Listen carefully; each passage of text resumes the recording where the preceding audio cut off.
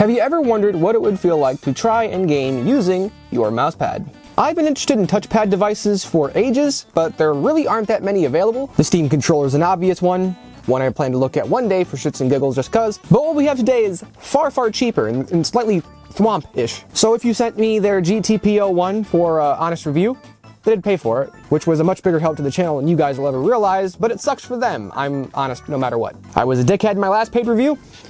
I will be this time as well. This is far removed from the devices I normally cover with like gyro and clicky buttons and thumbsticks, which are all things I talk about, just not in this context. Everything has timestamps down below, and if you go on to enjoy this video, please be sure to drop it a yeah. So this is a weird one. What the hell is it? Well, it's a $50 keyboard touchpad controller thing that more so identifies as a keyboard. It works via USB-C and 2.4 GHz adapter and is essentially universal minus the Nintendo Switch, which is funny because gyro, and macOS, I believe. Those are the only two things it doesn't work on. It works on PC, mobile, and all the consoles, but for Xbox and PlayStation specifically, it will only work on keyboard compatible games. Are there any fucking console games nowadays that are any good, or are these fucking consoles still pointless? Nah, this track list is dog shit. I don't even know why they release these consoles for real. Anyways, the centerpiece for the GTP01 is the 3.3 by 2.5 inch trackpad with 6 levels of sensitivity, paired with the ALPs joystick, which we're all huge fans of here on this channel. And for keys and inputs, you get a clicky everything. 7 buttons on the right, 11 on the left, including the D-pad inputs, the thumbstick, and the thumbstick click. There's 4 on the front, a scroll wheel with a click input below the trackpad, and there are 2 usable buttons on the bottom for a grand total of 25 different inputs, plus the FN button, which further expands this. And like I mentioned a second ago, we do have 6-axis gyro,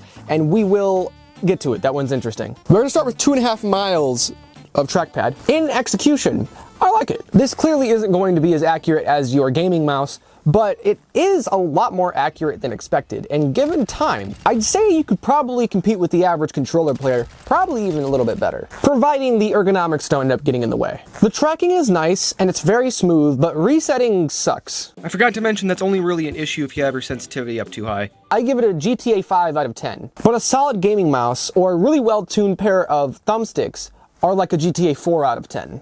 If, like most mouse users, you are extremely racist towards trackpads, there's always the option for gyro, which is really good this time around. You can't be too aggressive with it, otherwise it'll wander off and lose you, kind of like a marriage. This is a common problem for third-party Switch controllers and their gyro, especially here on PC. You usually can't do too much with it, as in anything too complex, but for very simple cases where it's needed, or the application for it is simple like BeamNG, a driving game, I could see the gyro working out pretty well. I'll put the button combinations on screen now, but you can and should adjust the gyro settings. Same thing with the trackpad sensitivity, you can adjust that as well, and that is also heavily needed. Those adjustments are going to be necessary to fuck around with and really get the hang of this device, but I will say, ergonomics are a bit of a problem, but this controller, even with that, is still actually easier to use than the Nixie Wizard I covered a while ago, which was so ergonomically brain dead that it felt like you were playing with a motorcycle helmet. However, that's a normal controller with normal thumbsticks and stuff. And speaking of,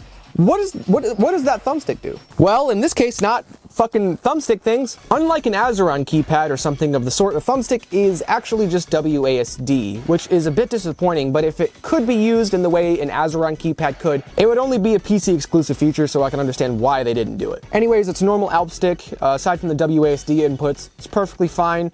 The rest of the device makes for a much more difficult time adjusting to, if I'm honest. You know, I really did try. The buttons are clicky, the thumbstick is a normal ALPs thumbstick, but for a game like Fortnite, this device just proved to be too difficult to use. The touchpad can be used on more complex games that have more inputs. It just takes a lot of time to get used to. And a humongous problem I didn't mention until just now, you can't remap the buttons. So each game you use this keypad with, you will have to bind it to the game. And with a game like Fortnite, it has a lot of inputs, so it's not very easy, but with something like Call of Duty or Minecraft, the lack of a large number of inputs makes those games very, very playable. In fact, quite fun. COD is like sprint, reload, shoot, equipment, I don't know, all the stuff you use on shipment or some shit. Granted, the learning curve is pretty enormous. The biggest problem I see with this whole usability thing kind of has to be the trackpad. Not because the trackpad sucks, but it's just too big, which is something I think the Steam controller probably got. Well, I don't know, I've never used it, but it probably got that right. The trackpads weren't huge. The buttons are too far away to be used comfortably, so I think, therefore, trackpad should be a little smaller, but other than that, I think the design of it is not actually that bad, which is a little weird because it's basically shaped like a cup coaster. Now, much like the controller reviews I've been putting out here for a little while, we're gonna do a teardown of this thing, and that's actually where we run into a bit of a problem. One I found a while ago, and I'm only bringing up now because that video hasn't come out yet. Most of these clicky buttons are using Kailh green switches. They produce a loud noise and are very, very fun to use. Take a listen.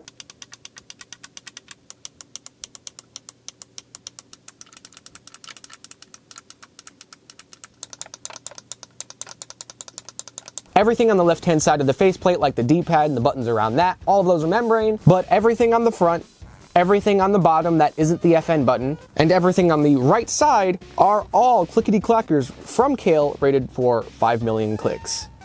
Or are they? These Kailh switches have the same claimed reliability specs as a different set of Kailh switches. The green ones that I can find online, the only green one that I could find online, are rated for 3 million clicks. The 5 million click switches they are talking about are blue, and they also come from Kailh and have the same specs they've listed, but they are not green. So I actually don't know if that's a misinterpretation of the spec sheet, or if the switches used are a different switch from Kailh that is also green and is also rated for 5 million clicks. I have no idea. I could be retarded.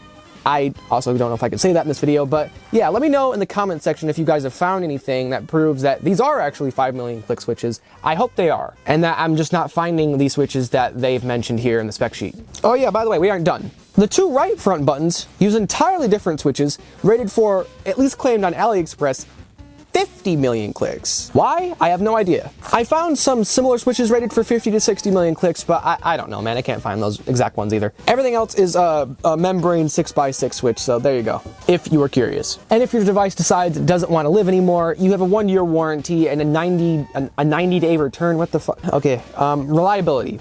Are there any significant reliability issues? Not really. There are some dubious star ratings on a couple of rather interesting websites, but those star ratings are mostly due to comfortability, which isn't much of a surprise. I'd give the device a little bit of time if you're gonna buy this to try to acclimate to it. It is, like I said, the learning curve's enormous. In terms of reliability though, from the complaints I've seen online, there aren't many. And like I always say with these Amazon reviews, take them with a grain of salt. Their reputation is as reliable as marbles today. Overall, there doesn't appear to be many big issues here. And that's essentially it. If you made a fun, undeniably unique experience that has a price that will not make your head explode. But is that price worth paying?